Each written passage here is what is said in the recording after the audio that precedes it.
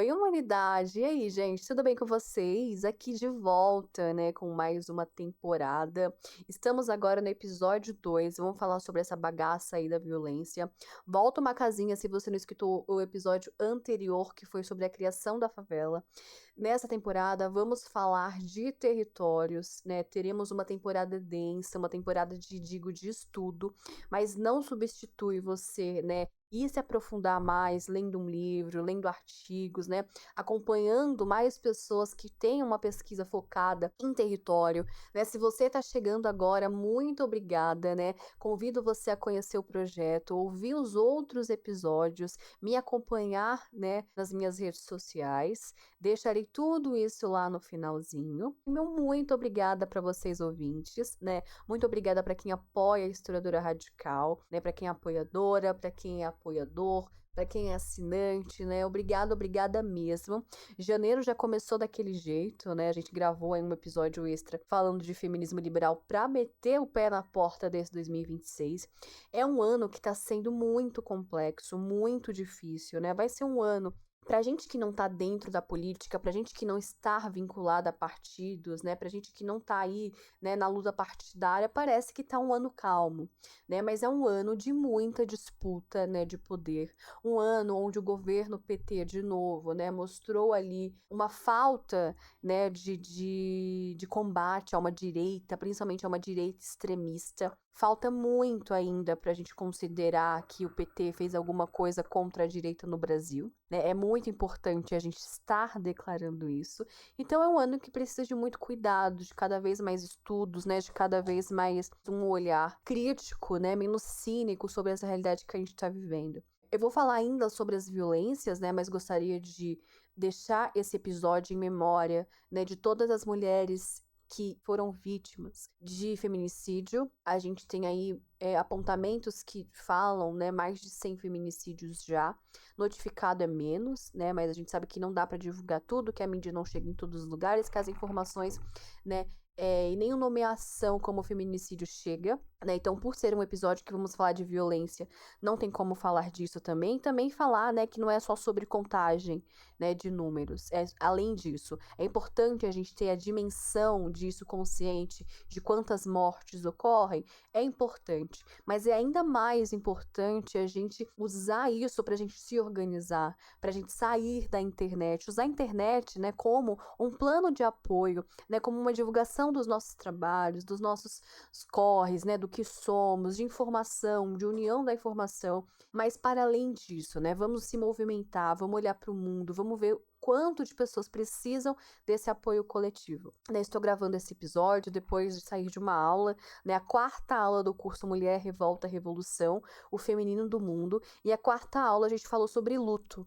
né, muitas mulheres sofrem com luto, a gente falou sobre perdas imensuráveis, assim, que são mães que ficaram, né, aí com a vida, né, defasada por conta do feminicídio, que perderam suas filhas por conta do feminicídio, né, citamos alguns casos, mas falamos de como isso se constrói no imaginário social, na teoria social, de como o trauma, né, muda a nossa visão de futuro também, né, não pude deixar de mencionar o cachorrinho orelha. Falei do porquê que isso acontece, do que isso tem a ver com a polarização do discurso. Falei dos gatos da Palestina. Então, se você me acompanha nas minhas redes sociais, né, você sabe do que eu tô falando, né? Vou compartilhar com as minhas apoiadoras um artigo que eu estou revisando, que eu escrevi lá em 2019, que fala de violência, né, de como a polarização ela precisa da violência, né, e de como símbolos que uma vez eram neutros, né, cada vez mais estão tomando simbolismos, né, de qual lado está, preto e branco, a questão da orelha, é a questão dos gatinhos na Palestina, né, então esse artigo vai sair para quem assina e para quem apoia a Historiadora Radical. Bom, é muito importante esse episódio, então se você, né, está ouvindo, compartilha nos seus stories, compartilha aí, olha, eu tô ouvindo esse episódio da Historiadora Radical, me menciona @historiadora.radical que eu compartilho, me manda mensagem, né? Indica para outras pessoas se você gosta do meu projeto. Por mais que você não seja uma apoiadora ainda, né? Por conta de, cara, eu não consigo apoiar com dinheiro agora, é super compreensível. Mas você pode apoiar o meu trabalho através de divulgação, né, dessa divulgação autêntica e espontânea, né, que tipo: "Ai, tô te indicando esse trabalho". Muito, né, dessas mais de meus alunas que eu tenho nesse 2026, né, esse ano a gente faz 6 anos de Historiadora Radical em junho, é por conta do boca a boca, do apoio de vocês. Você está ouvindo o podcast da Estrutura Radical, um podcast que conta histórias e humaniza mulheres. Bom, vamos ao nosso episódio, né? Sei que é um ano difícil, se você tá sentindo tudo isso, a gente tá em janeiro, né? Tô gravando esse episódio em janeiro, vai chegar pra vocês em fevereiro, que é o mês do meu aniversário, o mês do carnaval. Mas tá tudo muito tenso, né? Tá tudo muito doloroso, né? Tá tudo muito caraca, essa é a vida, gente. Essa é a vida quando a gente tem a violência como uma forma de poder, como uma engenharia, como algo, né, uma ferramenta, uma tecnologia, né, que vai se adaptando cada vez mais. Né? E falando de território aqui, volta aí um pouquinho,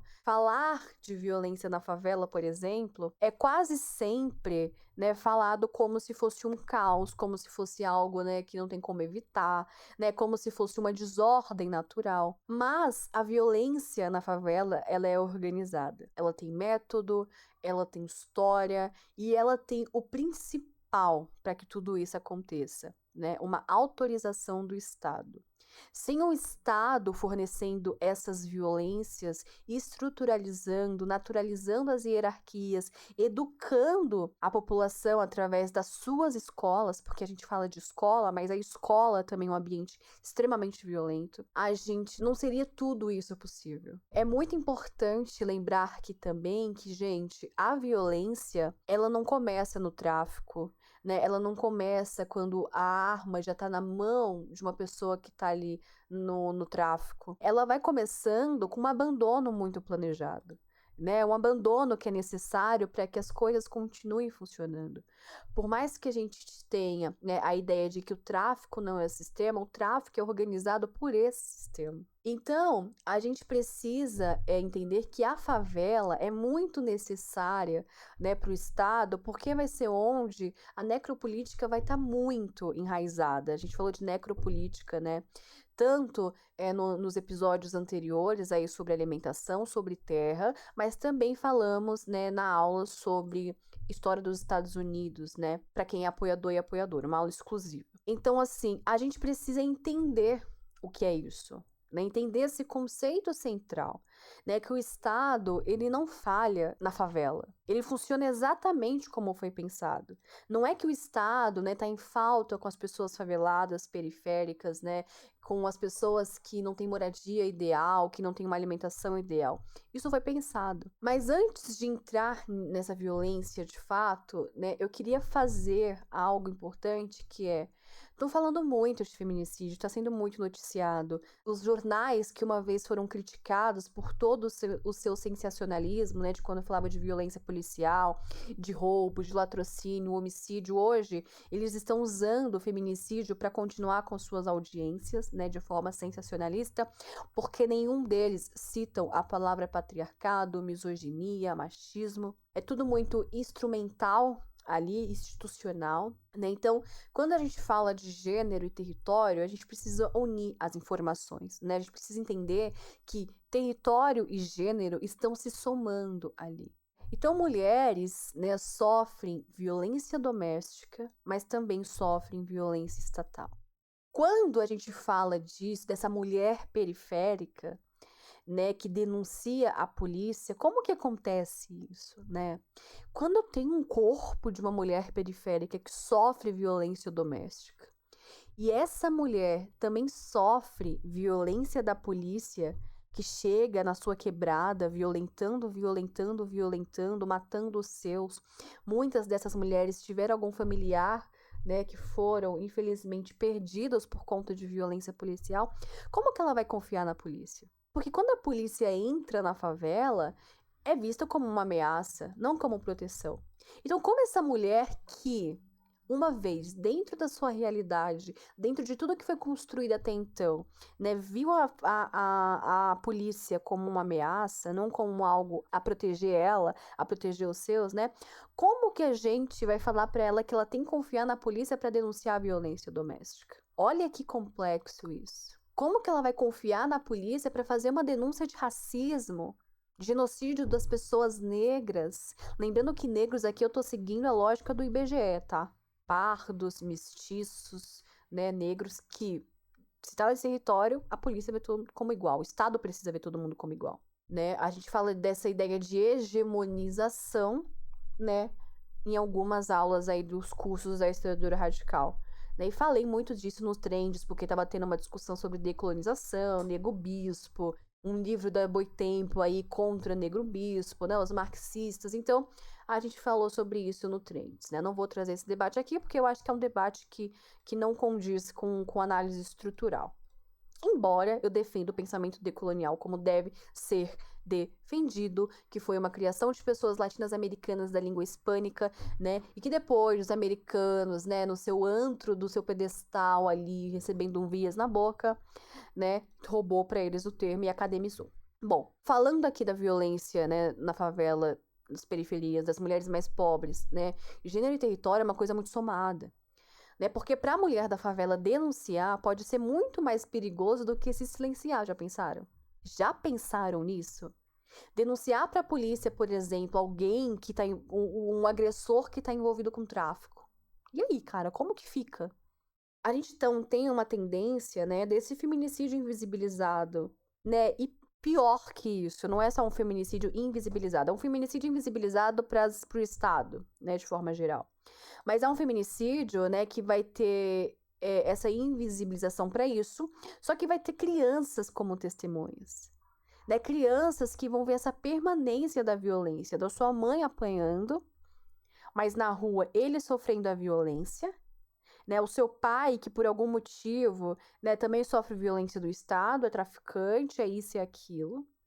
Né? Então a favela, ela é um território, né, onde as mulheres aprendem, né, essa violência diariamente, principalmente. Muitas mulheres, né, também, mesmo sofrendo violência dessa pessoa, quando esse homem ele é preso, por exemplo, elas se revoltam contra a polícia.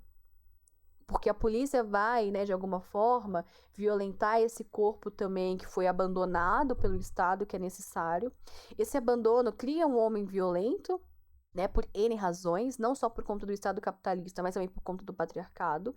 E ela não vai aceitar aquele tipo de injustiça, né? Porque é melhor ter a justiça para esse homem do que para essa mulher. Tá vendo como é complexo? É muito complexo esse debate, gente. É muito complexo. Né? Então, a casa daquela mulher, ela vira uma guerra gigante. Né? Claro que ela tem vontade de falar para a polícia, mas ela sabe que a polícia também não é confiável. É por isso que elas ficam, muitas vezes, defendendo os seus. Visitando a penitenciária, né, visitando inúmeros lugares, entende? Né? Então, é para além disso pensar, né? O território é algo complexo de pensar, não é preto e branco assim não, meu amor. Não é. Então a gente tem que pensar também. E outra, né, a criação das polícias no Brasil. A polícia em qualquer estado, ela vai nascer, né, para conter. Quando existe, né, a criação das polícias no Brasil, ela nasce para conter escravizados, para vigiar os pobres, para proteger a propriedade. Né? Na pós-abolição, o inimigo interno, né, ali passa a ser aquelas pessoas que começam a ser livres, né? Os pobres livres, os negros livres, os indígenas livres. Né? Esse é o inimigo interno. E a favela, ela dá uma continuação de senzala, né, mas de uma forma urbana. Então a polícia, ela não foi criada para garantir direitos, né, mas para permitir que esses direitos estejam limitados. Né? É muito importante a gente entender isso, se a gente quer, né, ter o discurso contra os militares. No Brasil colônia, a polícia, né, antes de existir polícia, sabe, tinha, por exemplo, né, algo que a gente chama de capitães do mato, que era uma forma de aparelho de repressão. Né? A gente tem inúmeras formas de aparelhos de repressão. O capitães do mato, né, eles eram uma função muito política e muito estratégia, que era, né, as pessoas que estavam ali fugidas eram procuradas, caçadas por esses capitães do mato. Então, eles não servia para proteger ninguém, mas sim para recapturar, né, esses corpos escravizados, esses corpos vistos como uma propriedade. Então, isso é muito central aqui, tá, gente? A primeira função policial no Brasil, né, dada pelos capitães do mato, foi garantir a escravidão. foi garantir a ordem colonial. Quem eram esses capitães do mato? É muito importante a gente entender, né? Como que eram eles, quem era? Porque a gente sabe que a polícia, por exemplo, hoje, a maioria da polícia não vai ser um cara da elite que vai se tornar policial. Então, quem eram eles? Né? Como que eles se formavam? Então, a gente precisa entender que os capitães do mato podiam ser tanto as pessoas, homens brancos pobres, podiam ser homens livres sem nenhuma propriedade, homens negros libertos, né? Podiam ser também mestiços que foram também, né, marginalizados. Então, isso é muito importante politicamente. Entender que o sistema colonial cooptava os excluídos, né, para reprimir outros excluídos. Entendeu? Isso cria, né, uma herança muito brutal, né, algo muito brutalista, que é, né, a sobrevivência mediada pela violência. Essa ascensão social que vem através do braço armado do poder. É muito, muito importante a gente entender isso daqui. Bom, a gente falou dos capitães do mato ali no período colonial, né? Mas a gente tem a continuação de tudo isso, né? A gente tem, depois, né, ali no século XIX, né? A gente vai ter a Polícia Imperial, né? Em 1808, ali no período joanino, né? Com a chegada da família real portuguesa aqui no Brasil, a gente vai ter o quê? Né? A Intendência Geral da Polícia da Corte.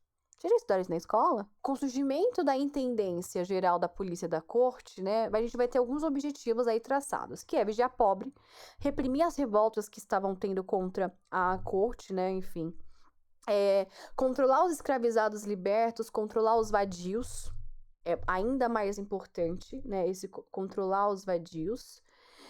Eu tava até falando sobre a vadiagem em algum. Ah, sobre o verão, né? Eu fiz um texto sobre curtir o verão e eu falei sobre a vadiagem, né? Lá na Historiadora Radical tem um post. Então, aqui a gente já percebe que está sendo criada uma ideia de periculosidade social, né? Onde existe um suspeito pela condição que aquele suspeito tá, e não pelo crime de fato. O que é o suspeito? Ah, eu vejo ele como suspeito se ele é pobre, né? Ele não tem nada, ele precisa comer, então é claro que ele vai roubar. Então, é um suspeito, é uma garantia. Então, não existe o crime de fato. Então, ser pobre, né, ser negro, ser uma pessoa marginalizada, estar na rua, né, já era motivo para repressão a partir do século XIX, através da Intendência Geral da Polícia da Corte, tá? Bom, aí no pós-abolição, né, a gente vai ter o inimigo mudando aqui, né, mas a função não, tá? Em 1888, a gente tem aquela ideia de que acabou a escravidão. Mas a gente vai saber que não vai ter terra para essas pessoas, que não vai ter trabalho, que não vai ter moradia, que não vai ter reparação histórica, que não vai ter nada. Então, o que o Estado acaba fazendo? Acaba criminalizando a liberdade dessas pessoas, né? Então, assim, porra, eles são livres, então a gente vai colocar eles como criminosos, caralho. Simples assim. Então vai surgir os crimes de vadiagem, né, a repressão aos cortiços que a gente falou anteriormente, a perseguição às religiões, né, que deixava aquelas pessoas livres, fortalecidas, etc e tal, né? Vai ter esse controle policial, né, sobre os corpos soltos na cidade, na urbanidade principalmente. Então a polícia, ela não vem para ser formada, né, ou acaba sendo reformadora no pós-abolição. Porque a função vai continuar sendo a mesma. Continuar controlando quem nunca, nunca, nunca, nunca deveria ser livre, entende? Isso é muito importante que vocês entendam. Então a favela, gente, ela começa a ser esse novo território de controle, né? Porque os pobres vão ser expulsos dos centros porque estão sendo vigiados, os cortiços serão demolidos, né? A população negra aqui vai ser empurrada para os morros, para periferias e tal, né? Então a favela vai nascer sem esse estado social e sempre com o estado penal. Porque não vai chegar saneamento, não vai chegar escola, não vai chegar saúde, não vai chegar alimentos, trabalho digno, né? Não vai chegar, mas vai chegar a polícia, vai chegar a repressão, vai chegar a arma, a bala, né? Enfim, né? Então é muito importante a gente entender isso. Quando a gente chega na República, aí depois a ditadura, enfim, ali no século XX, a gente vai ter também esse inimigo interno aí acontecendo, né, muito mais estabilizado, e vai ter a consolidação disso, dessa polícia militarizada, mais militarizada, com essa logística de guerra interna, né, a influência direta do exército, né, então aí em 64 a gente vai saber que vai ter, né, um governo civil-militar, aí, né, que vai perdurar até 1985, onde vai ter a doutrina da segurança nacional, né, onde qualquer oposição, né, que exista vai virar inimigo, né, e claro que pobres, negros, favelados vão entrar nesse lugar, independente do que eles estão falando. Eles estão felizes fazendo um baile black. Vai lá atrás, porque a polícia tá vigiando. Então a polícia, nesse momento, começa a ocupar territórios, a agir, né, com mais forças de combate, porque vai ter o discurso do inimigo, do comunismo, do socialismo. E isso vai tendo uma continuação até hoje. Né, até hoje, a polícia brasileira, né, ela cumpre a sua função histórica muito bem. Quando a gente vem, né, com a questão, por exemplo, do BOP, né, da guerra e a lógica do inimigo, a gente vai ter o quê? A gente precisa de um campo de batalha para isso se materializar, né? E onde vai ser esse campo de batalha para isso se materializar? Na favela. Porque o BOP, gente, ele é um símbolo muito importante. Né? A linguagem militar é uma coisa muito importante. Guerra, operação, alvo, né? Então, esse inimigo que a gente foi falando aqui, narrando, sendo criado, esse que hoje ele é morador dessa favela, ele é o suspeito perfeito, entende? E se uma criança é morta por conta de uma bala perdida, é só um dano colateral desse combate, dessa operação, dessa guerra em busca desse alvo. Então, o Estado, quando ele chama, né, um território que está em guerra, aí ele já sabe que as vidas ali são descartáveis. Ele já sabe que não vai ter nenhum problema para ele. Olha o que aconteceu no Rio de Janeiro. Essas famílias que perderam qualquer coisa que seja, né? Se ele era bandido, se ele não era bandido, não me interessa. O Estado tá assistindo essas pessoas, né? Não. E aí? Eles fazem operação em horário escolar. No horário escolar. E os corpos que são acertados por algum motivo, né, são tratados como estatística. Então tem ali uma naturalização da morte e não importa se estão sofrendo com aquilo ou não para quem fica. É muito foda, né, gente, entender tudo isso. É muito foda. Eles não vão ligar. E perdeu uma criança que tava na escola de bala perdida, de isso e de aquilo. Cara, ele já sabe que isso pode acontecer. Por que que morrem mais pessoas na favela? Tem que entender que isso não é uma coincidência. É política pública. Se eu tenho mais presença policial, não significa que eu tenho mais segurança. Eu acho que isso está muito claro. Significa que eu vou ter mais confronto. Vocês concordam? Porque muitas vezes a gente entende que tem um carro de polícia ali, uma DP, um tal, vai ter mais segurança. Não. Né? A gente precisa se perguntar, quando a gente fala, por que morrem mais pessoas na favela? A gente tem que entender isso, né? Entender que não é coincidência, que isso é política pública. E entender também o que é segurança pública, né? Porque eu não sei muito bem, porque a gente fala muito de violência policial e a gente não fala de segurança pública e a gente não substitui. Então, se a gente tira a polícia, então o que a gente vai fazer? O que a gente vai substituir? São perguntas, gente, extremamente importantes. Porque quando a gente tem a certeza de que mais pessoas estão morrendo na favela, a resposta, primeiro, essa resposta não tem que estar no comportamento, né? Nem numa suposta, violência natural do território. Isso aí já é águas passadas. Deveria ser, pelo menos. A gente tem que entender que isso, né, acontece porque tá no modo como o Estado escolhe intervir.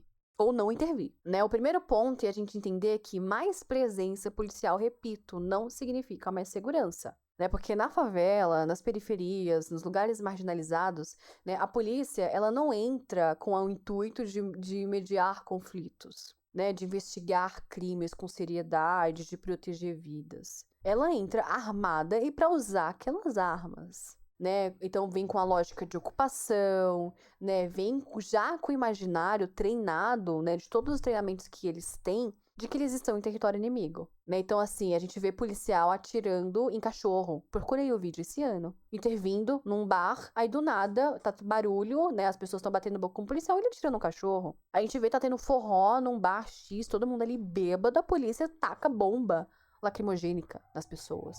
Isso aconteceu na rua que eu morava, quando eu era mais nova. É necessário? Não é. Mas eles já vêm com a lógica, com a mente treinada, com o imaginário treinado de que eles estão em território inimigo. Então o que aumenta, né, não é a segurança com a presença da polícia. O que aumenta vai ser o confronto, o medo daquelas pessoas, o risco de bala perdida, a morte de quem não tinha nada a ver, por isso que a gente tem morte de crianças, né, durante operações. Então o Estado, né, ele entra com armas, né, ele entra preparado para matar, gente. O segundo ponto importante de dizer aqui também são que mais armas, né, do Estado não vai significar mais mortos, tá? Necessariamente. Porque eles podiam matar de qualquer jeito se eles tivessem uma arma, duas armas, né, ali. Só que pensa, eles estão cada vez mais, né, avançando a tecnologia.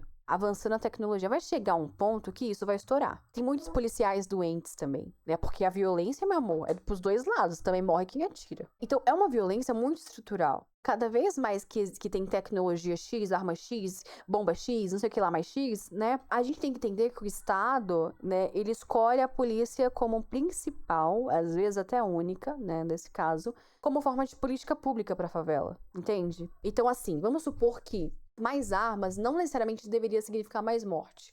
Mas como a polícia é a única instituição de política pública que a favela tem, significa mais morte, entendeu? Esse território acaba não olhando para a necessidade de escolas, para a necessidade de saneamento, para a necessidade de cultura, né, de saúde, vai olhando cada vez mais para o controle, né, para os moradores a expulsão da polícia, para a polícia a expulsão de infração entre os moradores. O controle armado, ele está produzindo cadáveres cada vez mais. Então isso não é falha, tá, gente? É uma consequência que, com certeza, quem estuda segurança pública vê como previsível. Nem eu que estudo segurança pública, né? É fácil de entender que essa bala perdida aí tá cumprindo funções. Um outro ponto, né? O racismo estrutural. O racismo estrutural, esse classismo, né? Eles estão decidindo o tempo inteiro quem pode morrer. Porque a favela não é somente um território pobre, é um território racializado. Então, um corpo pobre, então um corpo negro, né? Que a gente falou lá que eles são suspeitos, criados como suspeitos, né? Eles são descartáveis, então foda-se se vai morrer. Porque a gente vai ver, né? Quando uma pessoa morre na favela, a pergunta quase nunca é quem matou? Quem matou essa pessoa?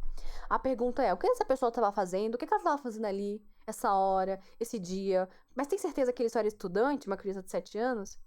Essa inversão é muito brutal, né? A vítima precisa provar, até mesmo depois de morta, do porquê ela merecia estar viva.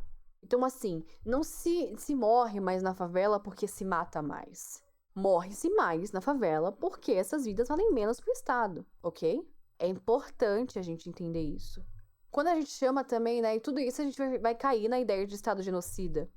Né, o Estado é genocida. E o Estado é genocida. Né? Porque genocídio, gente, ele não é só aquele massacre que aconteceu, ele é uma permanência. Né? Genocídio é um processo. Ele mata, ele deixa morrer, ele impede o futuro. Então, é uma permanência, é um contínuo. Essa juventude racializada é um alvo contínuo. E essas mulheres sustentando essas sobras dessa violência e sendo vítima dessa violência é um contínuo. Então, o genocídio do Brasil, né, ele não acontece apesar do Estado. Apesar do Estado, não. Acontece através dele. Tanto que quando a gente tem cultura, saúde, tudo isso dentro de territórios de favela, a gente vê mudanças. As crianças, os adolescentes se interessam por aquilo. Meninos do Morro, no Rio de Janeiro, né? Algumas casas culturais que tem na Rocinha, né? Porque teve ali futuro. Através da cultura houve um futuro, né? Então é muito, muito importante a gente entender isso, né? A gente entender, tipo assim, no sentido de, tipo, cara, é por conta disso que acontece tudo isso? É por conta disso. É por conta disso.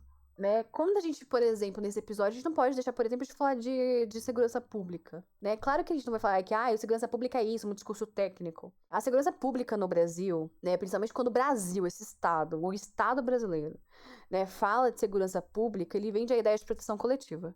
Mas na prática a gente sabe que não é assim. De segurança pública sempre significou gestão de pobreza pela força. Né? A segurança pública no Brasil não nasce para garantir direitos universais. Eu poderia falar de forma universal. Só que, assim, contexto, eu não gosto de falar aqui e de hegemonizar e de universalizar. Não gosto. Né? Mas a segurança pública ela vai servir para proteger a propriedade. Já entendeu? Para proteger a ordem, para manter os privilégios. Então, assim, segurança pública, não enxergo isso como uma política social, né? Não enxergo isso, né, como algo agradável, bom, honesto, né? Porque substitui saúde, educação, moradia, lazer, assistência, cultura, né? Então, assim, é o Estado decidindo se ir economizando, né? Porra, se você tem tudo isso pra lidar, saúde, moradia, educação, e você mete segurança pública e cada vez mais, né, fala para as pessoas gritarem por segurança, você tá economizando. Você tá investindo tudo numa instituição milenar, secular. Imagina. Eu não vou fazer as pessoas gritarem por saúde, né? Eu quero fazer as pessoas gritarem por segurança pública.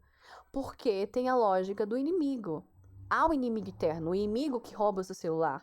o inimigo que rouba seu carro, sua moto, né? E eles estão morando aqui no mesmo território que você, estão da sua mesma classe, às vezes até mesmo da sua cor. Então, muitos policiais pretos, por não entender essa lógica de racismo estrutural, se tornam policiais acreditando nessa lógica de inimigo interno. Então, um policial preto mata outro menino preto. Olha que loucura. É um traidor? Pergunto pra vocês, é um traidor? Se você chegou aqui, gente, eu quero muito que vocês comentem esse episódio com uma oncinha. Isso ajuda eu perceber se vocês estão ouvindo mesmo, tá? Se tá bom o episódio. Então comentem aí com uma oncinha. Não deixem de seguir o podcast, de curtir o podcast. Então, assim, gente, por isso que essa abordagem ela é mais violenta, esse suspeito vai nascer culpado, de acordo com a sociabilização dele ali. Então, na favela, gente, não existe esse cidadão em potencial, sabe? Existe o alvo em potencial, ponto. E com isso, a gente vai ter a militarização da vida, né? A polícia é organizada como força militar, né? Com toda aquela ideia de hierarquia rígida, obediência cega, aquela logística de guerra, né? Mas toda guerra pressupõe um inimigo. E quem é o inimigo? Isso que a gente tá falando, né? E numa guerra, meus amores, todos os direitos estão suspensos. Vale lembrar disso também. Então, se você é favelado, periférica, que quer que você seja, e você tá gritando por mais segurança, pense bem no que você tá falando. Ah, tá tudo muito inseguro. Por que será que a gente tá com tanto roubo de celularzinho mequetrefe? Porque tudo isso foi esvaziado. Então, investindo em mais armamento de última geração para a polícia e não investe numa casa de cultura. E fecha escolas. O novo ensino médio tá aí. Cadê a mobilização? Teve de algumas pessoas, mas a maioria é pelego. Nem falou. Fechar a escola, gente. Não ter atividades culturais. O Ricardo Nunes, o Tarcísio de Freitas tirou as verbas, não ter políticas públicas para as mulheres, eles tiraram dinheiro, cortaram milhões do assistencialismo às mulheres. Então, quando os direitos são suspensos, é porque eles estão usando essa lógica de guerra. Olha o Rio de Janeiro com as UPPs. Vocês falam tanto de Marielle Franco, mas vai na internet, né? E sabe o que vocês fazem? Imprime o mestrado dela e lê o mestrado dela e lê as referências e continue esse trabalho, né? Porque é por isso que existem essas operações, essas invasões de casa, essas mortes, entre aspas, em confronto, essas crianças, né, que são mortas em horário escolar. Tudo isso, né, gente, falam que é efeito colateral. Mas não, a segurança pública falhando, né? E na situação das mulheres, gente, para as mulheres que vivem nesse lugar, né, por exemplo, porque a mulher da favela, ela, em questão de segurança pública, é um paradoxo, né? Porque ela não protege, ela ameaça. Aí muitas vezes, quando essa mulher chama a polícia, né, ela sofre uma represália, então elas pensam em não chamar, né? Muitas vezes esse homem que cometeu uma violência doméstica, ele nem é preso por conta da violência doméstica, mas porque ele tem uma passagem por artigo YZ. Então, muitas denúncias não acontecem porque não conhece o histórico daquela pessoa que ela tá se relacionando. Ou conhece e tem medo de que os irmãos daquele homem vão cobrar ela. Que acontece muito. Ah, mas eu não sabia disso. É porque você tá só na internet. E desculpa, gente, desculpa, mas a internet tem que tomar cuidado, a gente tá numa ferramenta capitalista, caramba. Se você não souber fazer as coisas, vai ser só vitrine pro sistema entender como você tá pensando. E assim, sabe? Então, é um mito quando você fala mais polícia, mais segurança. Pra quem? Quem é você na história? Quem é você? Onde você vive? No Brasil, segurança pública não é sobre proteger vidas, tá? Eu acho que tem que ficar muito claro isso. Uma coisa importante, né? A esquerda fala, por exemplo, menos militarização. Eu quero o fim da polícia militar. Né, né, né, né, né. No ato, né? As pessoas começam a falar isso, né? E a esquerda, né, foge de uma pergunta central aí. Se a polícia acaba, o que a gente vai fazer? Como que vai substituir? Né? Ou foge, né, dessa pergunta ou responde muito mal. Né? A gente precisa de uma resposta honesta, de uma resposta politicamente madura, que eu acho que falta maturidade no nosso jeito de fazer política. Porque a gente foi pegado por essa polarização e a gente parece um monte de time de futebol doido. A gente criticou tanto esses fanáticos, olha nós aqui de novo. A gente não tem que tirar a polícia, sabe? E não deixar nada no lugar. Né? A gente precisa substituir, né, esse modelo policial, eu acho, que seja por um modelo que amplie para além da segurança. Porque senão vai virar uma guerra de novo. Né? Primeiro, eu vejo um erro de debate, né, quando se diz, por exemplo, se acabar a polícia vai ficar o caos. Né? Isso vai partir de um pressuposto muito falso. Porque a polícia, a gente tá dizendo que a polícia tá garantindo segurança, e não é verdade. Não é verdade. Se a polícia não tá aqui, vai ficar caótico. Então você tá dizendo que a polícia garante segurança? Não. Na favela, né, a polícia não preveniu nenhuma violência, né, não investiga a maioria dos crimes, não protege mulheres, não impede mortos, não. A pergunta que a gente deveria fazer, né, então, é por que a polícia é quase a única política de segurança que o Estado oferece? Porque segurança não é sinônimo de polícia, tá, gente? Não sei onde vocês estavam aí, mas não é. Mas é um discurso homogênico, né, que ganhou bastante popularidade. Segurança pública, ela tem que ser pensada em muitas camadas, né? Não só como um braço armado, né? Ela tem que ser de prevenção antes que a violência de fato aconteça, ou seja, iluminação pública é uma questão de segurança pública, moradia digna é uma questão de segurança pública, transporte é uma questão de segurança pública, escola, né, é uma questão de segurança pública, acesso à cultura, ao esporte, ao trabalho, tudo isso diminui quando essa precarização começa a ser olhada. Concorda? Isso é segurança pública, meus amores, mas não é segurança pública armada, sabia? Além disso, tem as mediações de conflito que vai ter mesmo, né? Porque a maioria dos crimes, vocês sabiam que não são graves? Ao ponto de ter que fazer uma operação. A gente podia ter mediadores comunitários, justiça, né? A justiça, muitas vezes, ali entrando, né? Fazendo mesmo assembleia, cara. Equipes que vão ali trabalhar para resolução de conflito, né? Vizinho que mata vizinho, podia ser resolvido com isso. Né? A gente podia ter mais assistentes sociais treinados. Né? Em vários países, né? E até algumas experiências locais aqui do Brasil, isso vem reduzindo a escala de violência. Né? E é claro, eu não podia deixar de falar aqui a questão de proteção específica para as mulheres. Né? Aqui a esquerda, as pessoas que estão envolvidas com os assuntos, deveriam entender que a gente tem que ter sim equipes especializadas em violência doméstica que visite a casa dessas mulheres. Agente de saúde, né, que venha falar sobre isso. Que tem um atendimento fora da polícia militar, caramba. Olha o que fizeram, colocaram a gente pra denunciar na polícia militar. Aí as delegacias, né, de mulher foram fechadas porque tiraram a verba. Então tinha que ter mais informações sobre abrigos, para onde ela ir, né, para ter uma renda emergencial, um acompanhamento psicológico, porque essa mulher vai sair, a renda dela vai diminuir, e aí como é que faz? Né, vai ter que ter canais seguros, né, que não vai expor essa mulher ao risco policial. Porque para muita mulher chamar a polícia é aumentar o risco, é viver sua vida com perigo. Né? E outra, investigação qualificada, não ostensiva, né? Como essa polícia faz, que tipo assim, nossa, mesmo que numa sociedade, né, seja transformada, alguma investigação tem que existir. Que é diferente desse patrulhamento violento, dessa ocupação militar do território que põe lá uma casa e vivem lá. Tem que ter uma investigação técnica, civil, né? Que seja de fato no crime grave, não em pobre que anda na rua. Né? Então vocês entendem que a polícia não tá sumindo? Né? Não vai sumir de uma vez. Não é um jeito simplista assim que a direita fala. Então vai sumir e você vai ligar pra quem? Pro Batman? É uma caricatura que a direita faz. O que a gente está defendendo é a desmilitarização, que segurança pública deveria entender isso. Mas nem sequer esse pessoal da direita caricata põe a bundinha lá pra estudar. Pô, o que é segurança pública? Como a gente vai entender? E nem a esquerda, viu?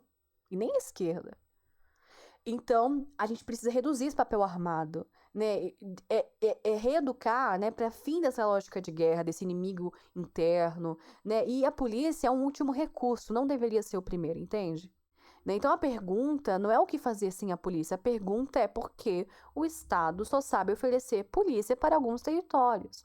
Então, a gente precisa entender que a esquerda não pode vender essa fantasia. Né, mas que também não pode aceitar essas chantagens, porque defender outro modelo de segurança, gente, não é ingenuidade. Não é ingenuidade. Ingenuidade é achar que o modelo atual funciona, tá? Quando os mortos diariamente estão provando o contrário. Esse episódio ficou grande, mas eu acho que é necessário vocês entenderem. Se você chegou até aqui, compartilha o episódio, curte o episódio, segue o podcast no seu streamer.